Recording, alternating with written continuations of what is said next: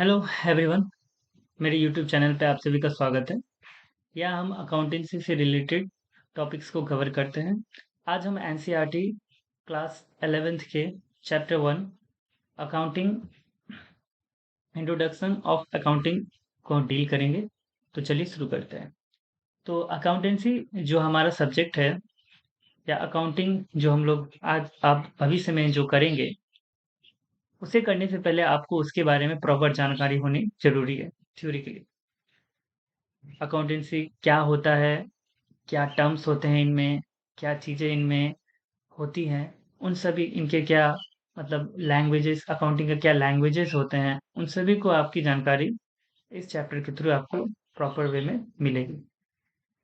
तो देखिए अकाउंटेंसी हमेशा से ही, जब से इंसान धरती पे आया है तब से इंसान आपस में ट्रेड करते रहा है। चाहे आप बार्टर सिस्टम ले लीजिए, तो ये आज हम लोग जो मॉनेटरी वैल्यू में आज जो हम लोग ट्रांजेक्शन करते हैं मनी के थ्रू, राइट।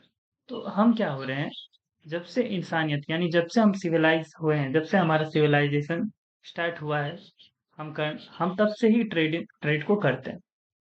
और ट्रेड करने के साथ साथ हम ये भी ध्यान रखते हैं कि हम उन चीज़ों को रिकॉर्ड करें। रिकॉर्ड करने के लिए हम किसी एक बुक को लेते हैं और उस बुक में हम अकाउंटेंसी से रिलेटेड जितने भी ट्रांजैक्शन होते हैं उन सभी को रिकॉर्ड करते हैं। ठीक। तो इससे हमें क्या फायदा होता है, अगर हम एक बुक में जिसमें हम day to day transactions, transactions क्या होते हैं, तो ट्रांजेक्शन्स मतलब होता है कि मान लीजिए एक बिजनेस है और उस बिजनेस में आप क्या करते हैं, कुछ पैसे लगा के स्टार्ट किए। तो पैसे लगा के जब आपने बिजनेस को स्टार्ट किया है, तो बिजनेस में आप बहुत सारी चीज़ों को परचेज करेंगे। फॉर एग्जांपल अगर मान लीजिए आपका एक मोबाइल का ही दुकान है, तो आप मोबाइल के कंपोनेंट्स या मोबाइल या हेडफोन, हेडसेट, ये सभी चीज़ों, चार्जर, ये सभी चीज़ों को क्या करेंगे, परचेज करेंगे, खरीदेंगे। और साथ ही साथ इन चीज़ों को आप भविष्य में क्या करेंगे, कंज्यूमर्स या कस्टमर्स को आप बेचते जाएंगे। ठीक है। तो जो डेली ये जो इवेंट्स हो रहे हैं इसे ही हम लोग ट्रांजेक्शन्स कहते हैं। यानी कुछ चीज़ें परचेज होती है, कुछ चीज़ें आप सेल करते हैं, फिर कहीं पे आपको खर्चा लगता है, कहीं पे आपको मुनाफा होता है। ठीक है। तो इससे क्या होता है, इसमें जब हम लोग ज़्यादा अगर किसी सामान को खरीद लेते हैं लेकिन हम उतना उसे बेच नहीं पाते हैं तो हमें नुकसान होता है। लेकिन हम जितना खरीदते हैं, अगर हम उस सभी प्रोडक्ट को जितने भी हम लोगों ने खरीदा, परचेज किया, मोबाइल कंपोनेंट पार्ट्स को अगर हम उन्हें बेचते हैं, तो हम उनमें अपना कुछ प्रॉफिट जोड़ के बेचते हैं, जिससे हमें प्रॉफिट का अर्न होता है। लेकिन हम उतनी चीज़ों को अगर नहीं बेच पाते हैं तो हमें हमें लॉस हो जाता है। तो बस इतना सिंपल सा ये लॉजिक है। ठीक।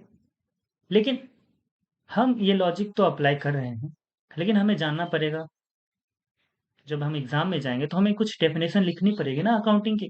क्या अकाउंटिंग किसे कहते हैं, तो देखिए American institute of certified public accounts के द्वारा एक डेफिनेशन दी गई थी, जिसमें यह कहा गया था कि accounting as the art of, एक तरह का आर्ट है, कला है, recording, classifying, summarising in a significant manner and money in term of money transactions and event which are in part at least of financial character and interpreting the result thereof। कहने का साफ साफ मतलब ये है कि यह एक प्रकार का कला है जिसमें आप किसी चीजों को रिकॉर्ड करते हैं, फिर उसे क्लासिफाई करते हैं, फिर उसे समराइज करते हैं इन अ सिग्निफिकेंट मैनर, और वो भी मनी के वैल्यू में। और वो जो ट्रांजैक्शन होता है वो कहीं ना कहीं फाइनेंशियल कैरेक्टरिस्टिक का होना चाहिए भाई। आपको मुझे 100% आपको कुछ समझ नहीं आया होगा, लेकिन होप कर अब आगे वीडियो में आपको मैं इन सभी चीज़ों के बारे में बहुत अच्छे से क्लियर हो जाऊंगा, इतना अच्छा क्लियर हो जाऊंगा कि आप कॉन्फिडेंटली एग्जाम्स में या फिर जब भी कोई पूछे तो आप बहुत ही आसानी से अकाउंटिंग के डेफिनेशन को किसी को भी समझा सकते हैं। ठीक है। तो देखिए, जैसा मैंने बताया कि जो भी ट्रांजैक्शन होते हैं, बिजनेस में तो ट्रांजैक्शन होते हैं, लेकिन जो ट्रांजैक्शन होंगे वो भाई बिजनेस से ही रिलेटेड होने चाहिए। अगर आप मोबाइल का शॉप है, अगर आप मोबाइल को ही परचेज करते हैं, तो ये तो जरूर होना चाहिए कि जब आप मोबाइल को परचेज करें तो आप उसको एंट्री तो लिखेंगे, और आप जब मोबाइल को बेचें तो उसका भी एंट्री आप लिखेंगे। लेकिन अगर आपके घर में चावल दाल की कमी हो गई, ठीक है, या फिर आपकी कोई या फिर आपके घर में आपको शायद ट्यूशन फी देना हो, या फिर आप कहीं और कुछ फ्रेंड के बर्थडे पार्टी में कुछ गिफ्ट देना हो, तो क्या वो ट्रांजैक्शन भी आप रिकॉर्ड करेंगे अपने अकाउंटेंसी में? बिल्कुल भी नहीं, क्योंकि वो तो पर्सनल मैटर है, वो अलग चीजें हो जाती है। आप उसे अपने बिजनेस के ट्रांजैक्शन में रिकॉर्ड नहीं करेंगे कि आपने 500 रुपये का गिफ्ट अपने फ्रेंड को दिया, या आपने अपनी ट्यूशन फी टीचर को दिया। ये सभी रिकॉर्ड आप अपने बिजनेस अकाउंटिंग या बिजनेस के खाते में बिल्कुल नहीं करते हैं। ठीक। तो यही पे ये कहना चाहता है कि ट्रांजैक्शंस क्या होना चाहिए भाई, वो हमारा बिजनेस के रिलेटेड होना चाहिए। साथ ही साथ ये भी बात ध्यान देने में वाली बात है कि जो भी ट्रांजैक्शन हम लोग करते हैं वो किस वे में होनी चाहिए भाई, वो सब मॉनेटरी वैल्यू में होनी चाहिए। एकदम इम्पोर्टेंट है, आप समझ गए होगे। चलिए आगे बढ़ते हैं। आगे बढ़ते हैं तो यहाँ पे है इकोनॉमिक इवेंट्स। ठीक है, इकोनॉमिक इवेंट्स। अब इकोनॉमिक इवेंट क्या है ये भी हम लोग एक एक करके थोड़ा ध्यान से समझते हैं। ठीक। देखिए, बिजनेस ऑर्गेनाइजेशन क्या होता है, day to day economic events में इंगेज रहता है। जैसे कि मशीन को खरीदना, लैंड को खरीदना, सामानों को खरीदना। तो ये सब क्या हो रहे हैं हम लोग, और साथ ही साथ उन्हें बेचना भी होता है। तो ये सभी करने से क्या होता है, एक तरह से हम ट्रांजैक्शन पैसों का रेगुलेशन करते हैं। यानी ये भी क्या हुआ, एक इकोनॉमिक इवेंट हो जाता है। अब इकोनॉमिक इवेंट भी दो टाइप के होते हैं। एक होते हैं एक्सटर्नल, एक होते हैं इंटरनल। एक होते हैं एक्सटर्नल इवेंट, और दूसरा होता है भाई इंटरनल इवेंट। एक्सटर्नल इवेंट क्या हो जाता है कि एक्सटर्नल इवेंट तब होता है जब आप कोई सामान किसी बाहर की पार्टी से खरीद रहे हो, या किसी बाहर की पार्टी से आपका कोई लेन देन हो रहा हो। जैसे कि एक एग्जांपल देते हैं, जैसे कि आप आपका घर है, आप अपने घर में अगर पिज्जा मंगवाते हो, बाहर से शॉप से पिज्जा मंगवाते हो, तो पिज्जा वाला आपको पिज्जा दे के जाता है। क्या वो पिज्जा वाला आपके घर का तो लोग नहीं था, वो आपके घर का सदस्य तो नहीं था, वो बाहर का था। तो यहाँ पे क्या हो रहा है, यहाँ पे एक्सटर्नल इवेंट हो रहा है। यानी आपके जान पहचान का नहीं, बल्कि एक्सटर्नल है, बाहर का है। अब इंटरनल कब होगा, अब आपकी मम्मी ने आपके घर में खाना बनाया और आपको खिला दी।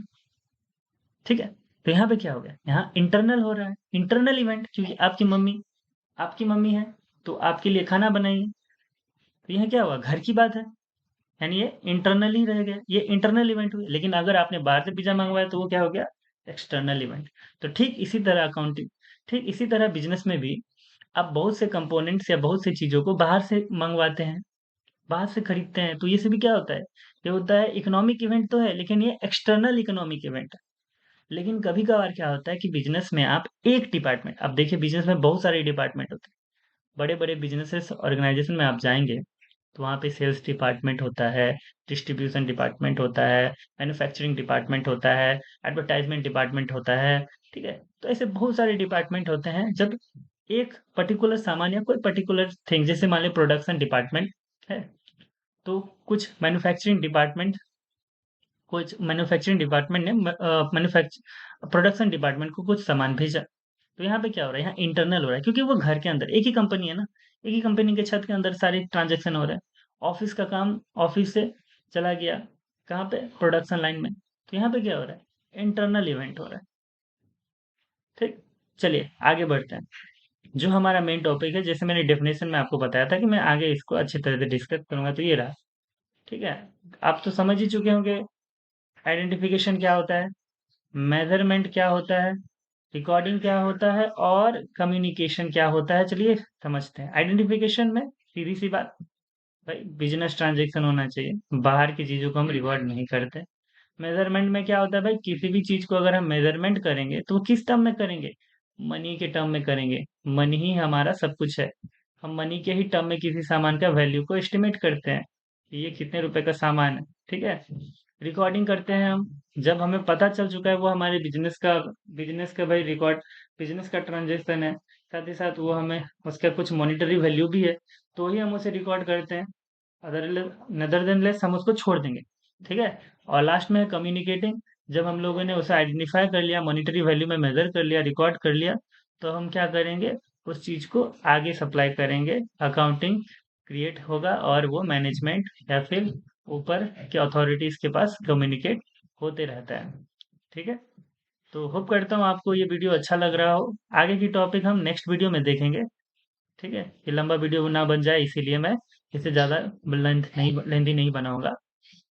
ठीक है, तो अगर मेरा वीडियो आपको अच्छा लग रहा होगा और आपको इस चैप्टर के बारे में थोड़ा मतलब आप ज़्यादा नॉलेज गेन कर रहे होंगे, तो प्लीज़ मेरे चैनल को सब्सक्राइब कर दीजिए, लाइक कर दीजिए। और भविष्य में मैं इसी तरह से और अच्छे कंटेंट्स डालते रहूँगा, जिससे आपको एग्जाम्स में और कोई भी किसी भी कॉम्पिटिटिव एग्जाम्स में आपको बहुत ही हेल्प मिल जाए। तो होप करूँगा। ठीक है, थैंक यू।